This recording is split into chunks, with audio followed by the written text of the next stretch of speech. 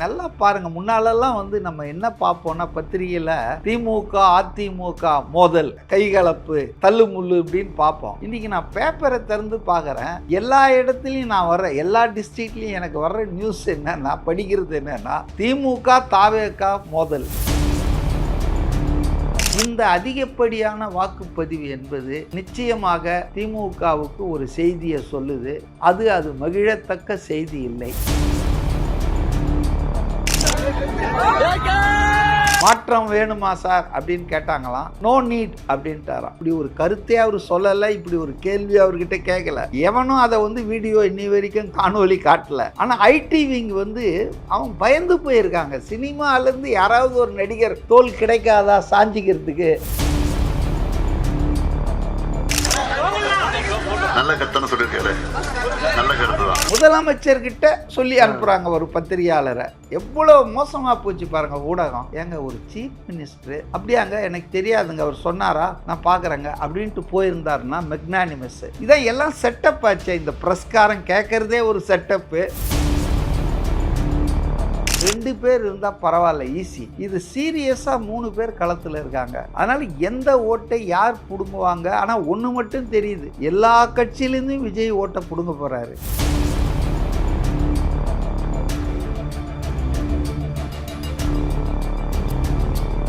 CM கேண்டிடேட்ஸ்லாம் இருக்காங்க. விஜய் அவர்கள் பெரம்பூர், அப்புறம் திருச்சி கிழக்கு, அப்புறம் முதல்வரோட ஸ்டாலின் அவர்கள் தொகுதி, எடப்பாடி தொகுதி, இந்த பர்சன்டேஜ்லாம் பார்த்தீங்களா எல்லாருமே 89-90 போயிருக்கு. ஏங்க எல்லா பக்கமும் ஆர்வத்தோடு வரும்போது இளைஞர்கள், இதுவரையில் வாக்களிக்காதவர்கள், புதுசாக இந்த வாக்கெடுப்பில் கலந்து கொண்டவர்கள், அது மாதிரி எல்லாத்துலேயும் இது யுனிவர்சல் ஃபேக்டர் தானேங்க. அது என்ன சென்னையில் மட்டும்தான். ஆனால் ஒரு விஷயம் நான் பார்த்தேன், இந்த மேற்கு மாவட்டங்கள் இருக்கு இல்லையா, ஈரோடு, சேலம், நாமக்கல், கோயம்புத்தூர், அப்புறம் வந்துட்டு அந்த திருப்பூர், இந்த நீல்கிரிஸை தவிர்த்து, நீல்கிரி வந்து கொஞ்சம் கம்மியாக தான் இருக்குது. அது மலை, அது ட்ரெடிஷ்னலாக அப்படி தான் இருக்கும்.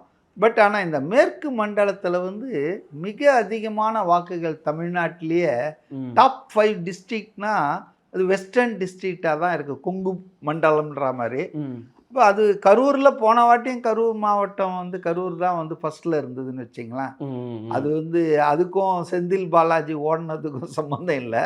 செந்தில் பாலாஜி ஓடினது வந்து அது ரியல் ஃப்ரை தான், அதாவது ஃபியர் தான்.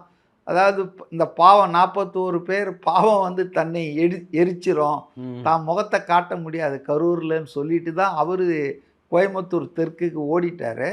பட் கரூரில் அதிகமாக ஓட்டு வந்தது காரணம் இந்த ஒன்று மட்டும் இல்லை, ஒரு ஜென்ரல் ஸ்டேட் வைடு ஃபேக்டர் தாங்க. எல்லா இடத்துலையும் சென்னையிலேயே வந்துடுச்சே, மோர் தென் 80-89 வந்துருக்கு. அதனால் வந்து it is a general factor தாங்க. இப்போ கீ அப்படின்னு பார்த்தீங்கன்னா எடப்பாடி தொகுதியில் நிறைய போலாயிருக்கு, அதே போல் கொளத்தூர் தொகுதியிலையும் நிறைய போலாயிருக்கு.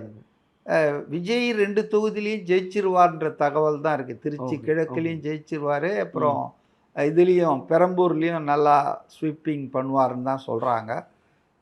கொளத்தூரில் வந்து நான் வந்து ஸ்டாலின் ஜெயிப்பதற்கு வாய்ப்பு அதிகம் இருக்குதுன்னு தான் நினைச்சிட்ருக்கேன். ஆனால் இப்போ வரக்கூடிய தகவல் அங்கேயும் கொஞ்சம் டஃப்பாக தான் இருக்கும் அப்படின்ற மாதிரி சொல்கிறாங்க. பட்டு சென்னையில் பெரிய ஓட்டையை வந்து போடுவாங்க. சென்னையில் இது வரைக்கும் பர்சன்டேஜே 50-52 தான் விழும். இன்னைக்கு வந்து 62 இருந்தது. இதுக்கு முன்னாடி ஆல்மோஸ்ட் முக்காவாசி பேர் ஓட்டு போட்டாங்க. இப்போ சென்னையில் இருக்க, சென்னையே போன இன்டர்வியூல உங்ககிட்ட கேள்வி கேட்டேன், சென்னை வந்து திமுக கோட்டை அப்படின்னு சொல்றாங்க. அதுல வந்து பெரிய ஓட்டையை ஜெயலலிதா அம்மாவே போட்டாச்சு ரொம்ப நாளுக்கு முன்னாடி. இப்ப சென்னை வந்து திமுக கோட்டைன்னு சொல்றாங்க. கோட்டையில இப்ப துறைமுகத்திலேயே சேகர் பாபுக்கு பாருங்க, நேற்று வன்முறையில எல்லாம் ஈடுபடுறார் ஒரு அமைச்சர். அவர் வாக்கு சாவடி கிட்ட போயிட்டு தனக்கு எதிராக போடுற அந்த சினோரா அசோகா தாவேக்கா, இப்ப நீங்க நல்லா பாருங்க, முன்னாலெல்லாம் வந்து நம்ம என்ன பார்ப்போம்னா பத்திரிகையில திமுக அதிமுக மோதல், அவங்க கைகலப்பு, தள்ளுமுள்ளு இப்படின்னு பார்ப்போம். இன்னைக்கு நான் பேப்பரை திறந்து பார்க்குறேன், எல்லா இடத்துலையும் நான் வர்றேன், எல்லா டிஸ்ட்ரிக்ட்லையும் எனக்கு வர்ற நியூஸ் என்னன்னா, படிக்கிறது என்னன்னா திமுக தாவேக மோதல். ஸோ அதிமுகவை வந்து கேம்ல இல்லைன்ற மாதிரி இல்லை தாவேக்கா சாப்பிட்டுடுச்சா இல்லை ரீப்ளேஸ் பண்ணிடுச்சா, கரெக்டாக வார்த்தையை நம்ம பயன்படுத்தணும். இப்போ அதிமுக எந்த நிலையில் இருக்குதுன்றது ஓட்டு எண்ணும் போது தான் நமக்கு தெரியும். அவங்க நிறைய கதையெல்லாம் சொல்லிட்டு இருக்காங்கன்னு வச்சுங்களேன். இப்போ எல்லாரும் கதையை சொல்கிறாங்க. அது அதனால தான் அதிகமாச்சு, எங்கள் ஓட்டு தான் அது அப்படின்லாம் சொல்கிறாங்க. 4ஆம் தேதி வாக்கு எண்ணிக்கை முடியும் போது தான் தெரியும். ஆனால் முதல் முறையாக தமிழ்நாட்டில் கணிக்க முடியாத அளவுக்கு ஒரு சூழலை விஜய் தாங்க உருவாக்குறாரு. அது அவருடைய கான்ட்ரிபியூஷன். இவ்வளோ பேர் வந்ததுக்கும் அவருடைய கான்ட்ரிபியூஷன் இருக்கு. இளைஞர்கள் அரசியலில் ஈடுபாட்டோடு செயல்படுவதற்கு ஈர்த்ததும் விஜயுடைய கான்ட்ரிபியூஷன். அதே போல் இன்னைக்கு 2 முனை போட்டியாகவே தொடர்ந்து 60-65லேருந்து இருந்ததை இப்போ மும்முனை போட்டியாக மாற்றியதும் தான். இப்போ மும்முனை போட்டின்றதால இப்போ ரொம்ப சிக்கல் படுறாங்க எல்லாருமே, பண்டிட்ஸ்லாம் கூட. இவர் யார் ஓட்டை எவ்வளோ எடுப்பார், ஒவ்வொரு தொகுதிக்கும் அது மாறலாம். They are right. கன்ஃபியூஸ் ஆகிறதுக்கு காரணம் என்னென்னா, இப்போ வந்து அதிமுக ஓட்டை இவர் எடுக்கிறாரா, ஆன்டி இன்கம்பன்சி ஓட்டை எடுக்கிறாரா, திமுக ஓட்டை எடுக்கிறாரா. நேற்று நான் ஒரு 10 பேரை நான் சந்தித்தேன் சென்னையில். பல இடங்களுக்கு போனப்போ ஆட்டோ டிரைவர்ஸ், கேப் டிரைவர்ஸு, அப்புறம் நம்ம சர்வெண்ட்டு எல்லாரையும் பேசும்போது எனக்கு கிடைச்ச ஒரு யூனிஃபார்ம் ரிப்ளை என்னான்னா, சார் நாங்கள் தாவேக்காவுக்கு போட்டோம் சார் அப்படின்றாங்க. போன வாட்டி எங்கப்பா, அதிமுகவுக்கு போட்டோம். சில பேர் திமுகவுக்கு போட்டோம் சார். சார் ஒரு சேஞ்ச் வரட்டும் சார், ஒரு மாற்றம் வரட்டும் சார்ன்றது எல்லாருடைய வாயிலையும் வருது. இப்போ நான் அதுக்கு ஒரு அழுத்தமான ஒரு காரணம் என்னென்னா, இப்போ சமீபத்தில் ஒரு சர்வேயை வெளியிட்டாங்க தேர்தலுக்கு சில தினங்களுக்கு முன்பு. அதில் அவங்க பல கேள்விகள் கேட்டாங்க. அதெல்லாம் இப்போ நம்ம பேச வேணாம். ரெலவெண்ட்டான 2 கேள்வி மட்டும் என்னென்னா, நீங்கள் விரும்பும் முதலமைச்சர் யார், 2026 தேர்தலுக்கு பிறகு யார் முதலமைச்சராக வரணும்னு நீங்கள் விரும்புகிறீங்கன் போது 44% பேர் விஜயை தான் ஆதரிச்சிருக்காங்க, விரும்ப தெரிவிச்சிருக்காங்க. 28 பேர் தான் ஸ்டாலினை ஆகணும்னு சொல்லியிருக்காங்க. 25 பேர் தான் வந்து எடப்பாடி பழனிசாமி வந்தால் நல்லா இருக்கும்னு சொல்லியிருக்காங்க. இது ஒரு கேள்வி. 2வது கேள்வி, அதே பத்திரிகை தான், அதே ஆட்கள் கிட்ட இன்னொரு கேள்வியும் கேட்டிருக்காங்க. பல கேள்விகள் கேட்டிருக்காங்க, நான் 2 கேள்வி மட்டும் எடுக்கிறேன். அதில் இன்னொரு கேள்வி என்னென்னா, இந்த ஆட்சி தொடரணுமா மாறணுமா, ஆட்சி மாற்றம் தேவையா அப்படின்னு ஒரு கேள்வி கேட்டிருக்காங்க. அது நியாயமான கேள்வி தான். ஒரு சட்டமன்ற தேர்தலில் மெயினாகவே முதலமைச்சர் யார், ஆட்சி மாற்றம் தேவையா இல்லையா என்பது தானே கீ கொஸ்டின்ஸு. வேட்பாளர் அது இது உறுதிமொழி அதெல்லாம் அப்புறம். 2 கீ கொஸ்டின் எனி அசம்பிளி எலெக்ஷனில், who is going to be the next CM, whether the existing government should continue or should be thrown out. இதுதான் நான் இருக்க போது. அப்போ இந்த 2 கேள்வியில் முதல் கேள்விக்கு உங்களுக்கு சொல்லிட்டேன், ரொம்ப ஃபார்வேர்டில் இருக்கார் விஜய் 44%. அதே போல் இந்த கேள்விக்கும் 62% பேர் வந்து ஆட்சி மாற்றம் வேணும்னு சொல்லியிருக்காங்க. இப்போ இதெல்லாம் கூட்டி கழித்து பார்த்து தான் இந்த அதிகப்படியான வாக்குகள், அதிகப்படியான மக்களின் ஆர்வம், இது வந்து ஆட்சி மாற்றத்துக்கானதுன்னு நான் ஃபீல் பண்ணுறேன். ஓகே, நான் I may be right or wrong, but ஆனால் இருக்கிற ஆட்சி தொடரணும்னு யாரும் இவ்வளோ பேர் வந்து படையெடுத்து, இவ்வளோ ஊழல் இருக்குது, இவ்வளோ சட்டம் ஒழுங்கு சந்திச்சிட்டு இருக்குது, எல்லாத்துலேயும் குளறுபடி இருக்குது, இந்த ஆட்சியே தொடரணும்னு யாரும் கட்சிக்காரன் வேணா சொல்லுவான். ஆனால் எந்த எலெக்ஷன்லையுமே கட்சிக்காரன் ஓட்டால் ஒரு கட்சி ஜெயிக்கிறது இல்லைங்க. ரஃப்லி 20-25% ஃப்ளோட்டிங் பாப்புலேஷன் மாதிரி. அவங்க போன வாட்டி, இப்போ நான் சொன்னேன்ல ஒரு 10 பேர்கிட்ட பேசினேன், அவங்க போன வாட்டி வந்து அதிமுக போட்டிருப்பாங்க, இல்லை திமுக போட்டிருப்பாங்க, இந்த வாட்டி தாவேக்காக்கு போடுவாங்க, அடுத்த வாட்டி. அதாவது அவங்க வந்து ஒரு ஃபிக்ஸடான அலையன்ஸ் மாதிரி இருக்க மாட்டாங்க, மாறிக்கிட்டே இருப்பாங்க. அவங்களுக்கு அன்னைக்கு இருக்கக்கூடிய ஒப்பீனியன், பரவாயில்ல ஒரு வாய்ப்பு கொடுக்கலாமே, இவங்க ரொம்ப நாள் வாய்ப்பு கொடுத்துட்டோமே. அப்போ அந்த மாதிரி தான் நான் என்ன சொல்கிறேன்னு சொன்னால், இந்த based on all these factors, இந்த அதிகப்படியான வாக்குப்பதிவு என்பது நிச்சயமாக திமுகவுக்கு ஒரு செய்தியை சொல்லுது. அது மகிழத்தக்க செய்தி இல்லை. சார், 2வது தொங்கு சட்டசபை வருவதற்கும் வாய்ப்பு இருக்குது. ஏன்னா முதல் தடவையாக ட்ரையாங்கிள் கண்டெஸ்ட் வந்து மும்முனை போட்டி ரொம்ப தீவிரமாக நடந்துருக்குது. இப்போ அதையும் ரூல் அவுட் பண்ண முடியாது. 2 பாயிண்ட்டை மட்டும் நான் இப்போ உறுதியாக சொல்லலாம்னு நினைக்கிறேங்க. ஒன்று, திமுக ஆட்சியை இழப்பது உறுதி. எந்த கட்சிக்கும் தனிப்பெரும்பான்மை கிடைக்காத தொங்கு சட்டசபை என்பது, ஹங் அசம்பிளி என்பது முதல் முறையாக வரலாம். விஜயை பற்றி என்னுடைய கணிப்பு என்னன்னா, விஜய் வந்து விஜயகாந்தை எப்போவோ பீட் பண்ணிட்டார். ஏன்னா டெபுவில் கமல்ஹாசன், விஜயகாந்த், சிவாஜி கணேசன் இப்படி பல பேர் வந்திருக்காங்க. ஆனால் விஜய் வந்துங்க நிச்சயமாக இப்போவே நான் சொல்ல முடியும், அவருக்கு குறைஞ்சது 20% 25% வாக்கு, டிபெண்டிங் அப்பான் த கான்ஸ்டியூன்சி. சில தொகுதியில் 40 இருக்குன்றாங்க. சரி, அதெல்லாம் நம்ம இப்போ ஹேஷியமாக சொல்ல முடியாது. ஆனால் விஜயகாந்த் வந்து அவர் முதல்ல தேர்தலுக்கு வந்தப்போ 8% தான் வாங்கினார். ஒரே ஒரு சீட்டு தான் ஜெயித்தார். இதுதான் அவருடைய விஜயகாந்துடைய கேப்டனுடைய சாதனை. அதை எப்போவும் முறியடிச்சிட்டார். தேர்தலுக்கு முன்னாலே முறியடிச்சிட்டார் விஜய். இப்போ அவர் எதை நோக்கி பயணிக்கிறார் நான் நினச்சேன்னா, எம்ஜிஆர் வந்து 30% ஓட்டை வாங்கி 1977 ஆட்சி, ஃபஸ்ட்டு தேர்தலில் ஆட்சி. அவர் 72 அதிமுக கட்சியை உருவாக்குனார். ஆனால் அதுக்காக உடனே அசம்பிளி தேர்தல் வராதில்ல. He was waiting for 5 years. இவருக்கு பரவாயில்ல, இவர் 24 வந்து கட்சியை தொடங்கினார், 26 தேர்தல் வந்துடுச்சு. But MGR has to wait for 5 years.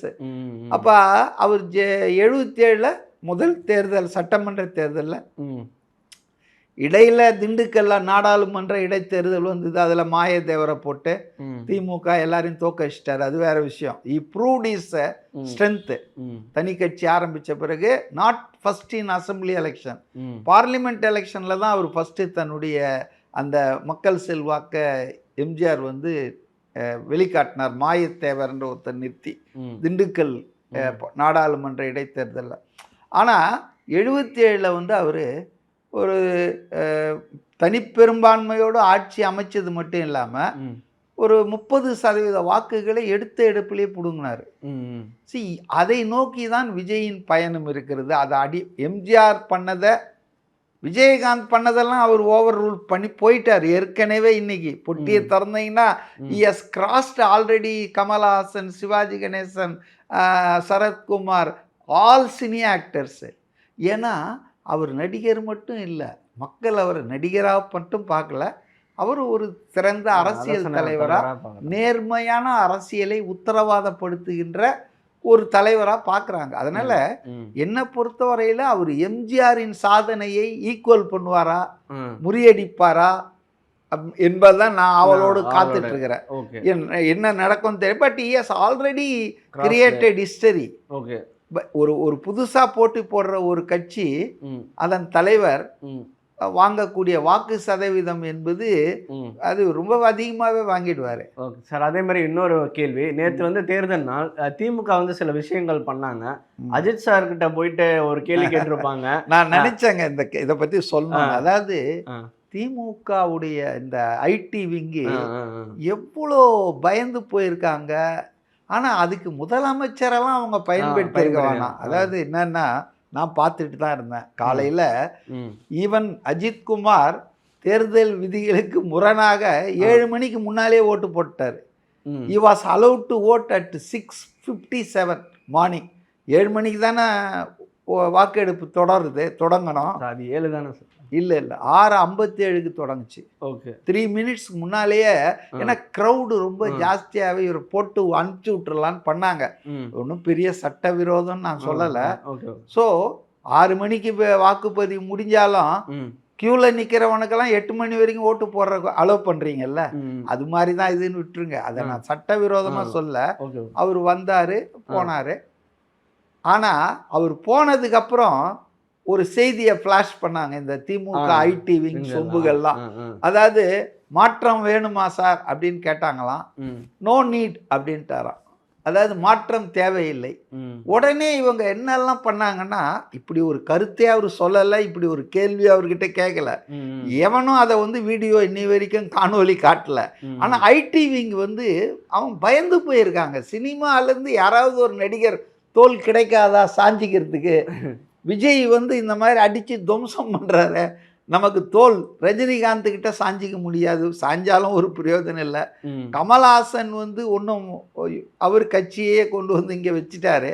So Ajith குமாருக்கு ஒரு ஃபாலோவிங் இருக்கு இல்லையா, அதனால அதை எந்த அளவுக்கு கீழ்த்தரமாக போகிறாங்க பாருங்க. அவர் சொல்லாத ஒன்றை இவங்க கிரியேட் பண்ணி ஃப்ளோட் பண்ணி எல்லாம் கார்டு போட்டு முதலமைச்சர்கிட்ட சொல்லி அனுப்புகிறாங்க ஒரு பத்திரிகையாளரை. எவ்வளோ மோசமாக போச்சு பாருங்கள் ஊடகம். நடக்காத ஒன்றை சொல்லாத ஒன்றை சார் அஜித்குமார் வந்து மாற்றம் தேவையில்லைன்னு சொல்லியிருக்காராம அப்படின்னா நல்லது தானே சொல்லியிருக்காரு. ஏங்க ஒரு சீஃப் மினிஸ்டரு அப்படியாங்க எனக்கு தெரியாதுங்க அவர் சொன்னாரா நான் பார்க்குறேங்க அப்படின்ட்டு போயிருந்தாருன்னா மெக்னானிமஸ்ஸு. இதை எல்லாம் செட்டப் ஆச்சு. இந்த பிரஸ்காரன் கேட்கறதே ஒரு செட்டப்பு. இவருக்கு இந்த பதில் சொல்லணும்னு சொல்லி அனுப்பிச்சிருப்பாரு சபரீசன். ஆக ஃபுல்லாக ட்ராமாங்க, ட்ரூத்ஸ் அண்ட் அன்ட்ரூத்ஸு நேற்று ஃபுல்லாக விளையாடினாங்க. அதுவும் நேற்று இந்த இந்த மீடியாவில் இருக்கிறவங்க இந்த அதிகமான வாக்கு எண்ணிக்கையை மறுதளிக்கணுன்றதுக்காக இது வந்து அதிகமானது இதால் இல்லை அதால் இல்லை பழக்கமாக நடக்கிறது தான்ட்டு அவங்க எந்த அளவுக்கு ஸ்ட்ரெயின் பண்ணாங்கன்னு நினைச்சா எனக்கு சிரிப்பா இருக்குது. 4ஆம் தேதி வரைக்கும் வெயிட் பண்ணா பொட்டியை திறக்க போறாங்க. அதுக்குள்ள எஜமான விசுவாசம் என்ன இப்படி பண்றாங்கல்ல. சிவகுமார் அவர்களும் சொல்லியிருப்பாரு ஊர் முழுக்க சாராய கடையா இருக்கு, அது வந்து நம்ம எல்லாருமே பார்த்தோம். அவர் சொன்னதை குடிகாரன் ஆக்குறாங்க, குடிமக்களை பூரா குடிகாரன் ஆக்குறாங்க, போதை கலாச்சாரத்தை யார் வந்தாலும் ஒழிக்கணும்னாரு. அவர் ரொம்ப தெளிவாக சொன்னார். இவர் வருவார் அவர் வருவார், மாற்றம் வருமா இல்லையாலாம் சொல்ல. இன்னைக்கு இருக்கிற நிலைமையை அவர் சொல்றார். இன்னைக்கு வந்து பள்ளிக்கூடத்து சிறுவர்கள் உட்பட போதைக்கு கலாச்சாரத்துக்கு அடிமை ஆயிட்டாங்க, குடிகாரங்களா இளைஞர்கள் மாறிடுச்சு. இது யார் வந்தாலும் அதை மாற்றணுன்றாரு. ஆனால் மாற்றுவேன்னு சொல்லி போன வாட்டி வந்த ஸ்டாலின் ஆட்சியில் டாஸ்மாக் வருமானம் அதிகரிச்சிருக்கு, கடைகள் அதிகரிச்சிருக்கு, கூடுதலாக பார்கள் இன்க்ரீஸ் ஆகிருக்கு. அதை தான் நம்ம பார்த்தோம். அதனால் இதெல்லாம் மனசில் வச்சு ஒருவேளை அவர் சொன்னாரா இனிமேல் வர்றவங்களாவது இதை செய்யுங்கயா அப்படின்ட்டு. பட் சென்ஸ் வந்து கரெக்டு தாங்க. போதை கலாச்சாரம் நமது இளைஞர்களை ரொம்ப கெடுத்துட்டு இருக்கு. அதுக்கு மெயினாக வந்து டாஸ்மாக் அண்டு இந்த கஞ்சா அபின் போன்ற ட்ரக்ஸு இதை வந்து யார் ஆட்சி வந்தாலும் இரும்பு கரம் கொண்டு அடக்கணுங்க. இன்னைக்கு ஏன் அதை அடக்க மாட்டலங்கன்றலன்னா எல்லாமே பண்ணுறது பூரா திமுக காரங்க ஆளுங்கட்சி. காவல்துறைக்கு தெரியும், எல்லாம் கையை கட்டிட்டு வேடிக்கை பார்க்குறாங்க, இல்லைன்னா கமிஷன் வாங்கின்னு போயிட்டே. ஓகே சார், இறுதியான கேள்வி சார், ஒவ்வொரு கட்சியும் எவ்வளோ பர்சன்டேஜ் வாங்கன்னு நினைக்கிறீங்க ஒரு குத்து மதிப்பாக? ஏன்னா நீங்கள் ஆல்ரெடி பார்த்துருப்பீங்க, விஜய்க்கு 20லேருந்து 25 கொடுத்தீங்க. உங்கள் கணிப்புப்படி திமுக அதிமுகலாம் எவ்வளோ வாங்கும்னு நினைக்கிறீங்க? இது வந்து கணிக்க முடியாத தேர்தல் நான் ஏற்கனவே சொல்லிட்டேன். ஏன்னா 2 பேர் இருந்தால் பரவாயில்ல, ஈஸி. இது சீரியஸாக 3 பேர் களத்தில் இருக்காங்க. அதனால எந்த ஓட்டை யார் பிடுங்குவாங்க. ஆனால் ஒன்று மட்டும் தெரியுது, எல்லா கட்சியிலேருந்தும் விஜய் ஓட்டை பிடுங்க போகிறாரு. காங்கிரஸ்லேருந்தும் பிடுங்குவார், பிஜேபியிலேருந்தும் பிடுங்குவார், அதிமுகலேருந்து பிடுங்குவார், நாம் தமிழர்லேருந்தும் பிடுங்குவார், திமுகலேருந்து பிடுங்குவார். ஆக எக்ஸிஸ்டிங் பொலிட்டிக்கல் பார்ட்டிஸ் எல்லா கிட்டேருந்தும் ஓட்டை வாங்குறாரு. ஆனால் அது எந்த அளவுக்கு இருக்கும்? அதிமுக கிட்டேருந்து 10% பிடுங்குறாரா, இல்லை திமுக கிட்டேருந்து 15% பிடுங்குறாரா, நாம் தமிழர் கிட்டேருந்து? இன்னொரு சந்தேகம் சார், இந்த பர்சன்டேஜால வின்னிங் சீட்டாக கன்வெர்ட் ஆகுமா? அந்த வின் வரைக்கும் போகுமா? அதெல்லாம் நமக்கு தெரியாதுங்க, நான் ஜோசியர் இல்லை. அதனால இதெல்லாம் வந்து இல்லை, பல பேர் கேட்குறீங்க. உங்களுக்கு ஒரு 10 நாள் வெயிட் பண்ணுங்களேன். 4ஆம் தேதி மத்தியானம் உங்களுக்கு எல்லாம் தெரிய போகுது. இப்போ தெரிஞ்சு என்ன பண்ண போறீங்க? இல்லை, அந்த சமூக வலைத்தளங்களை வர அதை விடுங்க, அதெல்லாம் சமூக வலை எது நல்லதோ அதை எடுத்துக்கணும். ஸோ ஆட்சியாளர்களுக்கு ஆபத்தான ஒரு செய்தி தான் நான் பார்க்குறேன். அது நடக்கலாம், நடக்காமல் போகலாம். பட் விஜய் வந்து 2 முனை போட்டி 50-60 வருஷமாக இருந்ததை 3 முனை போட்டியாக மாற்றிட்டார். இளைஞர்களை ஈர்த்துட்டார், அவ்வளோதான். ஓகே, இதுக்கு மேலே வேற ஒன்றும் இல்லை. ஓகே சார், இவ்வளோ நேரம் இன்டர்வியூ ரொம்ப நல்லா இருந்தது சார். இதே மாதிரி இன்னொரு நேரம் தானே சந்திப்போம். நன்றி சார்.